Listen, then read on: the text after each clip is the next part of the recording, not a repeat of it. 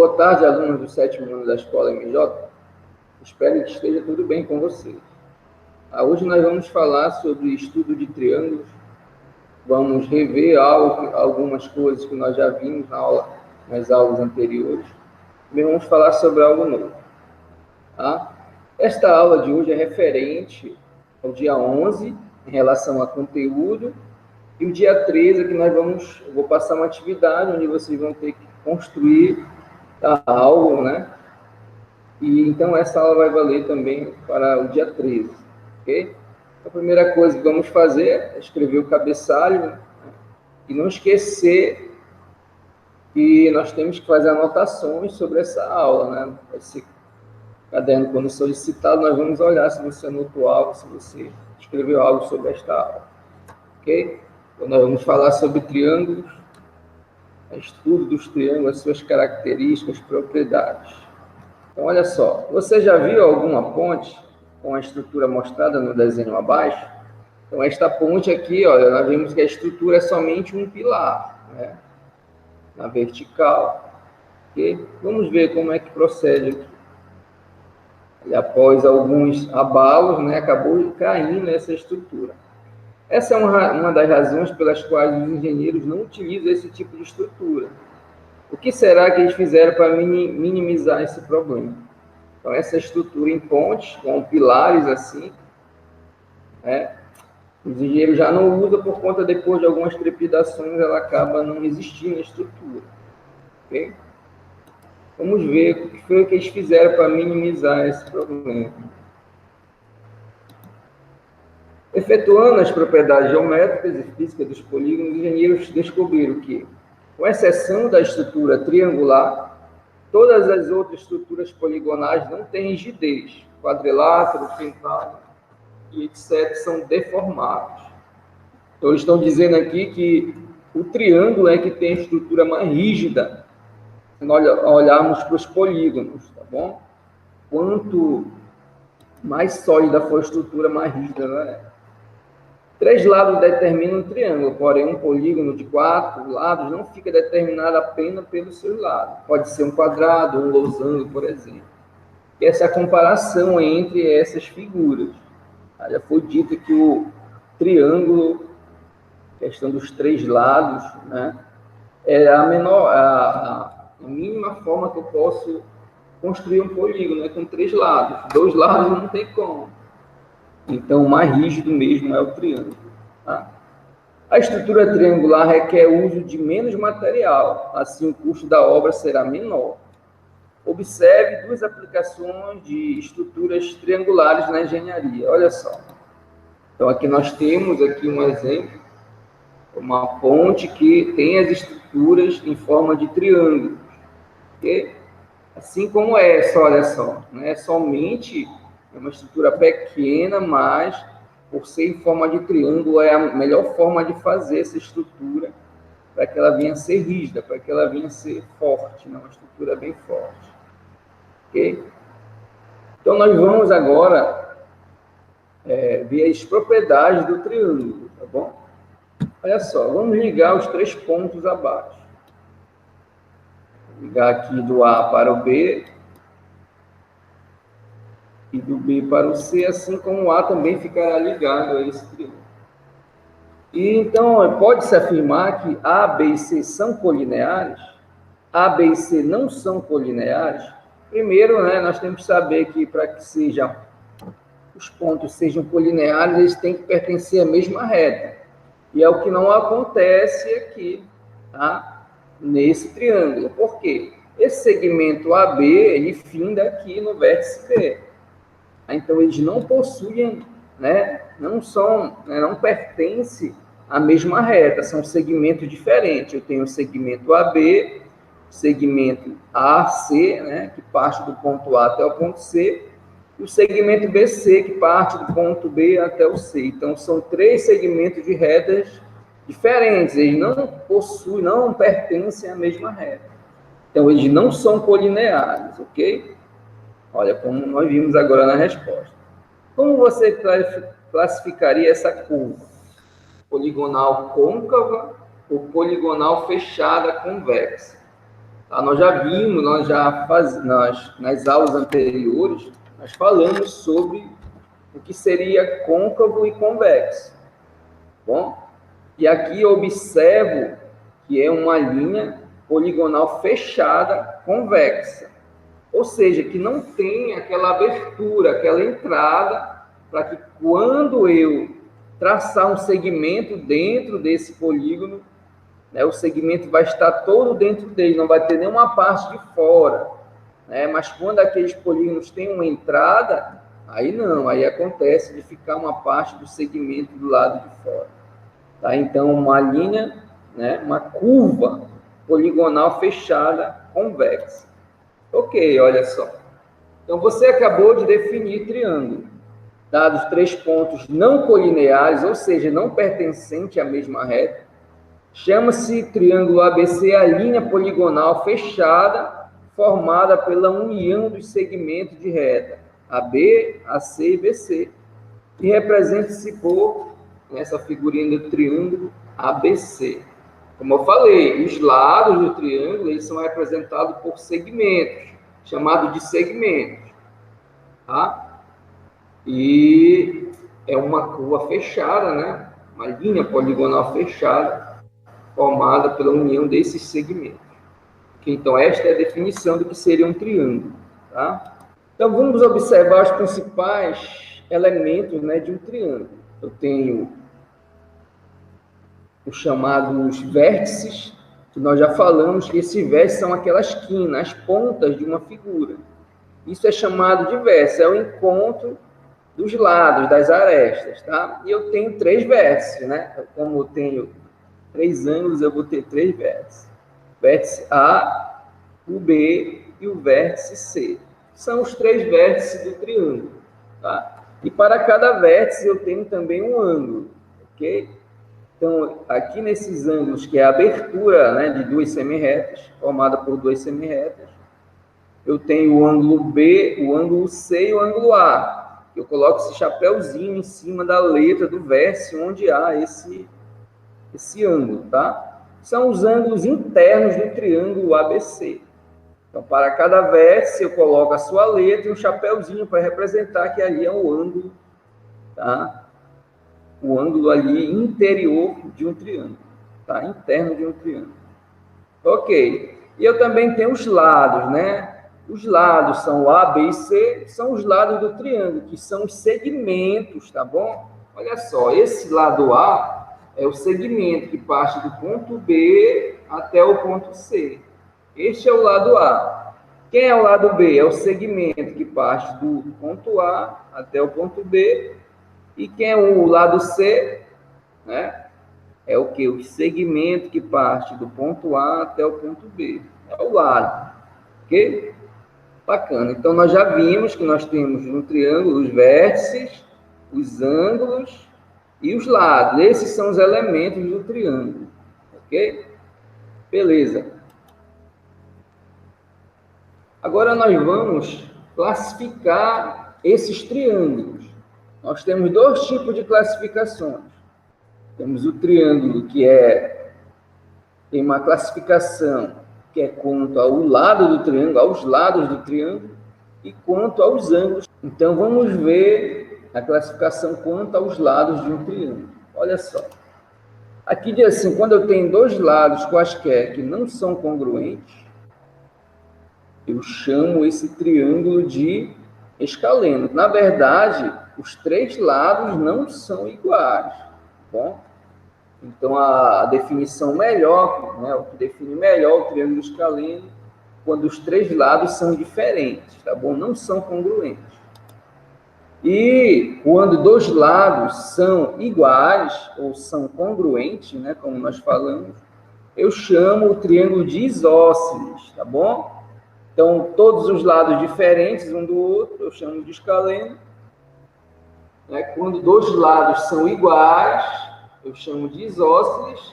Claro, né? Quando tem os 3 lados iguais, ou seja, os 3 lados congruentes, eu chamo de equilátero, tá bom? Então, essa classificação é quanto aos lados. Eu olho, observo os lados do triângulo e eu vou dizer se é escaleno, Se tiver os três lados diferentes.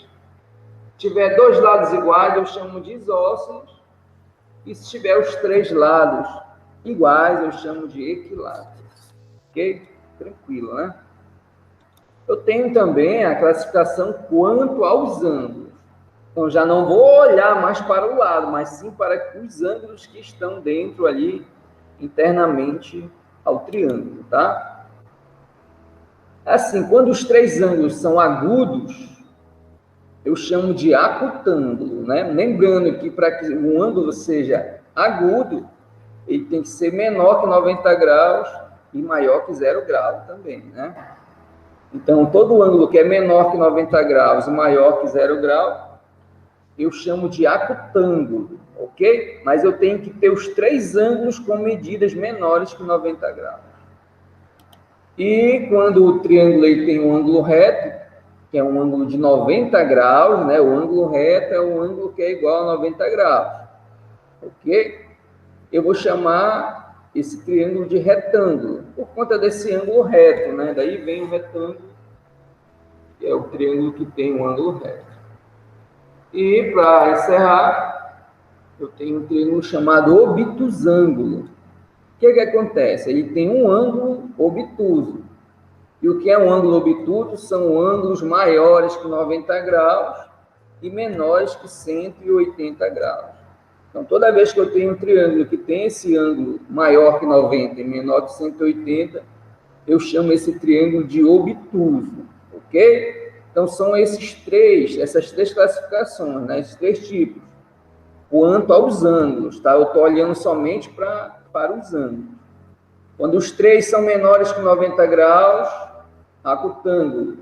Quando eu tenho um ângulo reto, eu chamo de retângulo. E quando eu tenho um ângulo obtuso, que são ângulos maiores que 90 graus, né, e menor que 180, eu chamo de obtusângulo. Ok? Bacana. Ok, agora sabendo disso, nós vamos trabalhar, né? Nós vamos fazer esses pequenos exemplos aqui.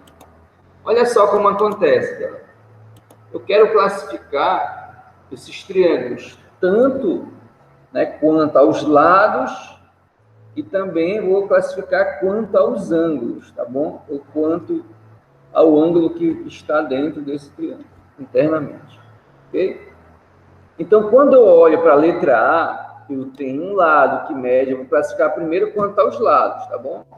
Um lado que mede 4 centímetros, outro também mede, né? Tem a mesma medida, 4 centímetros, mas eu tenho um lado que mede 5,5 centímetros. Então, se eu observar aqui, eu tenho dois lados que são congruentes, dois lados iguais, ok?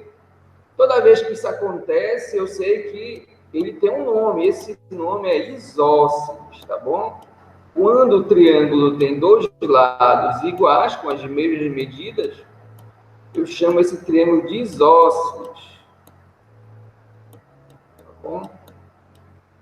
Ok. Isso foi quanto ao lado, tá bom? Agora nós vamos fazer a classificação desse triângulo quanto aos ângulos, ou seja, observando os ângulos que há nesse triângulo, né, internamente a esse triângulo. Olha só, eu tenho dois ângulos de 45 graus, tá?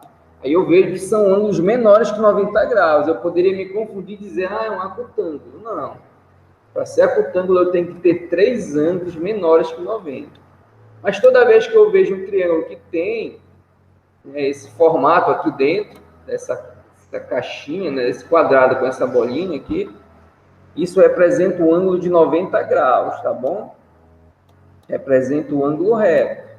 Então, todo triângulo que tem esta caixinha com esta bolinha no centro, representando a perpendicularidade, que é um ângulo igual a 90 graus, tá? Esse triângulo é chamado de triângulo retângulo. Então, esse triângulo da letra A, ele é classificado quanto aos lados dele como isósceles, porque tem dois lados iguais. E é classificado quanto aos ângulos como retângulo, porque tem um ângulo reto, tá? Um ângulo igual a 90 graus. Ok? Agora vamos classificar a letra B. Olha só.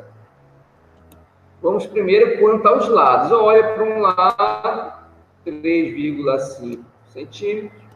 Olho para o outro, também é 3,5. E olho para o outro lado, também é 3,5 centímetros. Ou seja, os três lados são iguais, são congruentes. Então, eu posso classificar esse triângulo como sendo equilátero. Três lados iguais. As medidas dos lados são todas iguais. Tá bom? Então, esse triângulo é equilátero. Ok. Então, em relação ao lado, eu chamo de equilátero. Todos os lados iguais. Tá? E agora vamos classificar quanto aos ângulos. Eu vou olhar aqui para os ângulos internos, eu vou ver que eles também são o quê? Todos iguais, né? Mas o que é mais importante é que os três ângulos são menores que 90 graus. Toda vez que isso acontece, que em um triângulo há três ângulos menores que 90 graus, eu chamo esse triângulo de acutângulo, tá bom? E um ângulo que é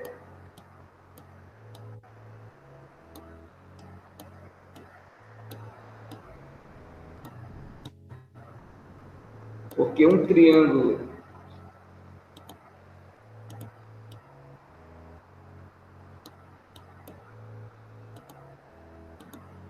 nós vamos chamar de acutângulo, ok? Toda vez que eu tenho um triângulo que tem os três ângulos menores que 90 graus, eu chamo de acutângulo.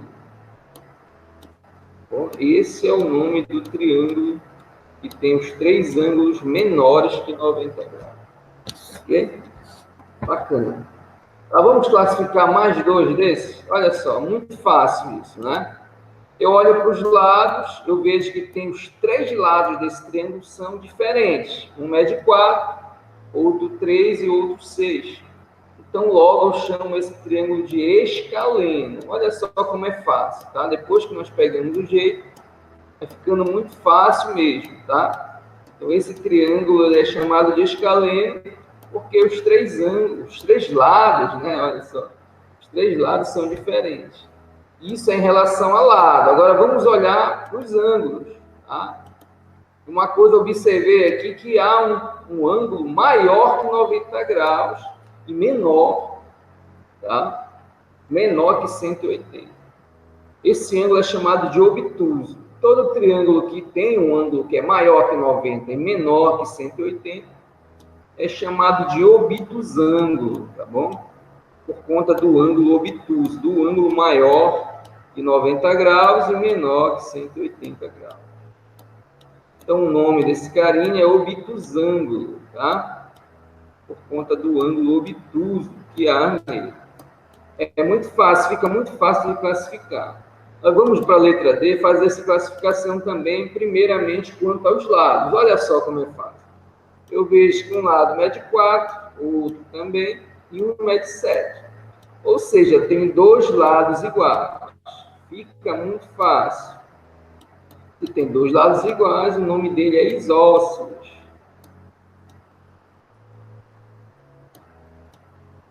Isósceles. Esse é o nome deste triângulo, tá bom? Dois lados iguais. E olho para o ângulo novamente, eu vejo que tem um ângulo aqui maior, tá? Que 90 graus e menor que 180. Logo, né, esse triângulo também é obtusângulo, porque eu tenho um ângulo obtuso nele, tá bom? Que é o ângulo maior que 90 graus e menor que 180 graus. Tá bom? Então, essa classificação fica muito fácil, tá? Não esqueça de escrever no caderno de vocês, tá bom? Essas definições. Ok? Bacana. E mais, né, nós temos que ver que há uma propriedade muito interessante, na verdade é chamado de teorema dos ângulos internos. Diz assim, em todo triângulo, a soma das medidas dos três ângulos internos é sempre igual a 180. Olha só esses exemplos anteriores. Não sei se vocês observaram, mas quando eu somo 20, 130 e o 30, dá 180 graus. 35 mais 35 dá 70, mais 110, 180 graus. 3 vezes 60, 180. 45 mais 45 dá 90, mais 90, 180. Então, para que o triângulo, né, para que seja um triângulo, bom, a soma dos ângulos internos tem que dar igual a 180 graus. Tá bom? Em todo triângulo, a soma das medidas dos três ângulos internos é sempre igual a 180 graus. Não pode ser outra medida, é 180 graus. Então, qualquer ângulo que eu colocar aqui, tá? Quando eu fizer a soma entre esses ângulos, tem que dar igual a 180 graus. Vamos ver alguns exemplos aqui, olha só. Tem um bem simples aqui. Ele quer saber qual é o valor deste ângulo interno. Eu sei que se eu somar os três ângulos, tem que dar 180. Então, eu posso fazer dessa forma. Olha, eu pego esse ângulo que mede 43, somo com o ângulo que eu conheço também, que mede 52 graus. Né? Eu somo com esse ângulo que eu não conheço. Tá? Mas pode colocar uma letra, o que você quiser como incógnita, tá bom? Vou colocar o ponto que está lá. Tá? Mas eu sei que quando eu somar os três, obrigatoriamente essa soma dos ângulos internos tem que ser igual a 180 graus. Ok? Então, eu vou fazer as somas aqui, ó. 43 mais 52 dá 95, né? 95 mais o ângulo que eu quero, né? Que eu quero encontrar, é igual a 180 graus. É assim que nós fazemos, né? Tem outras formas, né? Você pode usar já, de fazer na cabeça, quando você orar, dá de fazer também. Mas uma maneira formal de fazer dessa forma, tá? Então, agora o 95 está somando, ele vai passar o quê? Subtraindo para o outro lado, questão da equivalência, né? Então, o ponto, que é o ângulo que eu quero, eu não conheço, vai ficar só e o 95 vai passar para o outro membro, fazendo a operação inversa. Ok? E 180 menos o 95, eu vou fazer a continha, eu vou ver que vai dar igual a 85 graus, tá bom? Então, este ângulo aqui, para que esse triângulo seja verdadeiro, né, esteja dentro das propriedades, esse ângulo que estava representado com sinal de interrogação, ele é igual a 85 graus. Tá bom? Porque quando eu somo agora os três ângulos, vai dar o 180 graus. Eu tenho outro exemplo aqui, e não é de outra forma. Aparece as incógnitas nos três ângulos, mas é da mesma forma que eu posso resolver um problema como esse. Né? Temos uma atividade já chegando aí, no próximo slide, que é um exemplo bem parecido com esse. Tá? Então, o que eu faço? Eu somo os três ângulos e tem que dar igual a 180. Então, eu vou somar o 2x, que é o ângulo M, né? Mais o ângulo N, que é 8x, mais 4 graus, né? Vou deixar o 4 aqui, mais, né, o x, que é o ângulo P. Então, eu tenho aqui os três ângulos sendo somados, porque a soma dos três ângulos internos do triângulo, tá, tem que ser igual a 180 graus. Bom, aqui são os três ângulos, ok? Vou dar uma melhorada nesse x aqui para não confundir a gente na hora de fazer alguma multiplicação. Esse valor é chamado de 8x, né? Dá uma melhorada aqui para não confundir a gente. 8x mais 4 mais x, que é o ângulo P, isso tem que ser igual a 180 graus, tá bom? 180 graus. Borracha de novo, né? Dá uma melhorada. Ok. melhorou tanto, mas dá de entender. Legal, agora eu vou fazer as somas, né? Primeiro, eu sei que eu posso somar 2x mais o 8x, né? E mais o x daqui, né? São 3 fatores que tem a letra junto. 2x mais 8x dá 10x, mais x dá 11x, né? Então, 11x mais 4, que o 4 está aqui ainda, né?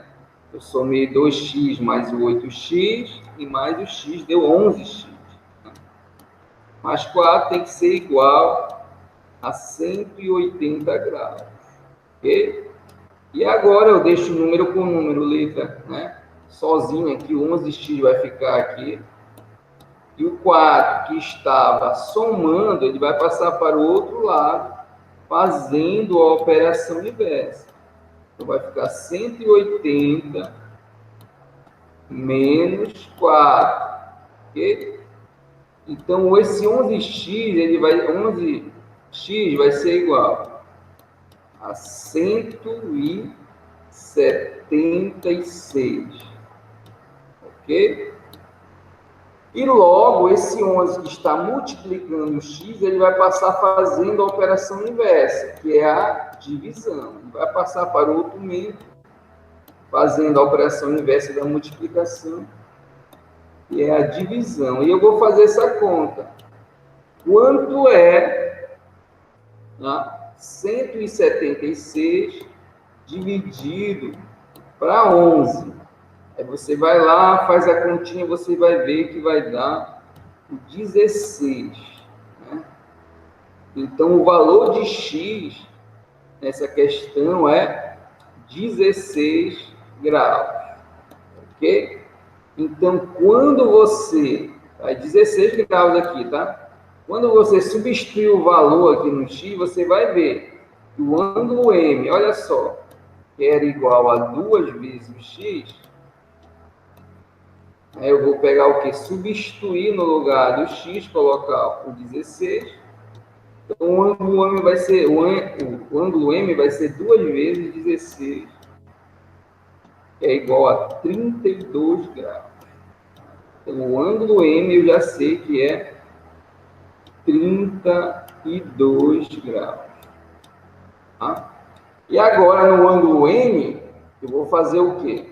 No lugar do x, eu vou colocar o 16. Vai ficar 8 vezes o 16, né? Porque o x está ali. No lugar dele, eu coloco 16. O resultado, eu vou somar com o número 4, né? Mais 4. Ok? Então, esse ângulo N vai ser quem? Quanto é 8? Tá? Isso aqui é um 8, aqui é um parênteses. Okay? 8 vezes 16 vai dar o quê? 128. 128 mais 4, né? Eu entendo, né? Eu encontro que o ângulo N é igual a 132 graus. Ok? Então, esse ângulo aqui é 132 graus. E para finalizar o x, né, eu já encontrei, é 16. Então, esse ângulo é 16 graus. Então, quando você fizer a soma desses ângulos, você vai ver que vai dar 180 graus. 132 mais 32 dá 164. Mais 16, 180 graus.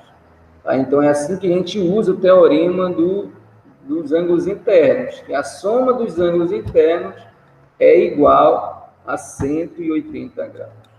Bom, e nós temos uma atividade, que é a questão 2 da página 237.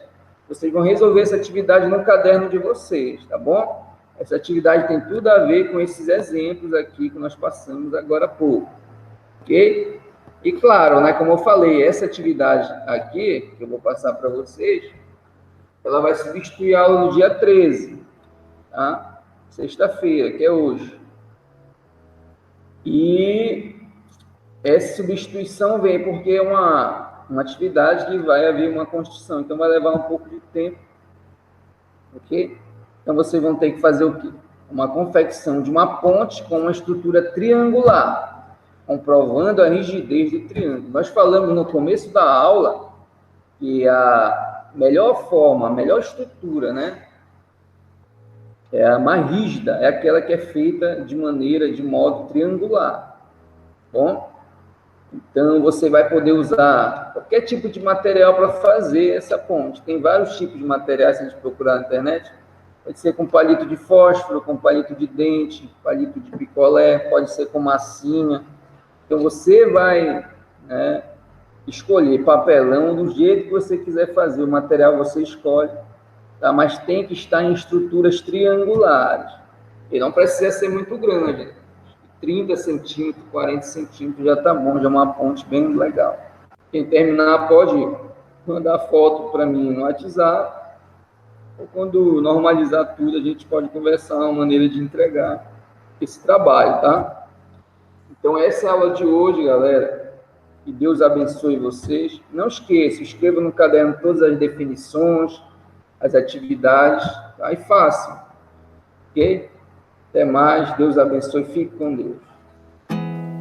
There's not much to do when all I can is thinking about you. Not to